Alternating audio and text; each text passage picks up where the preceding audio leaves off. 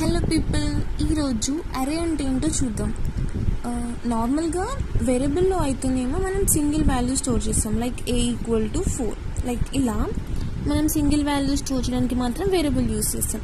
కానీ every time మనం ఒకవేళ like bulk of data store చేయాలి, కానీ ఎవ్రీ టైం మనం ఒక వేరియబుల్ డిక్లేర్ చేసి అందులో సింగిల్ వాల్యూ స్టోర్ చేసుకుంటా వెళ్తే ఇట్స్ టైం టేకింగ్ ప్రాసెస్ కదా, and it's length process. So దీన్ని అవాయిడ్ చేయడానికి మనం అరేస్ యూజ్ చేస్తాం అనమాట. అరేస్ ఏంటంటే ఒక పర్టికులర్ ఈ మెమరీ లొకేషన్లో మనం లిస్ట్ ఆఫ్ వాల్యూస్ మొత్తం స్టోర్ చేసుకోవచ్చు. అంటే collection of elements of same data type.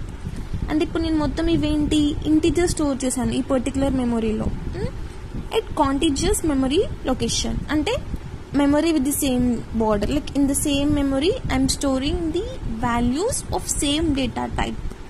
Okay, దీనివల్ల ఏంటంటే మనం ఒక అరేని డిక్లేర్ చేసి లైక్ ఆ అరేలో మనం నచ్చినన్ని వాల్యూస్ దాని లెంత్ డిక్లేర్ చేసి వాల్యూ స్టోర్ చేసుకోవచ్చు. అండ్ ఇంకొక పాయింట్ ఏంటంటే అరే ఇండెక్స్ ఎప్పుడైనా 0తో స్టార్ట్ అవుతుంది, 0, 1, 2, 3 ఇలా స్టార్ట్ అవుతుంది.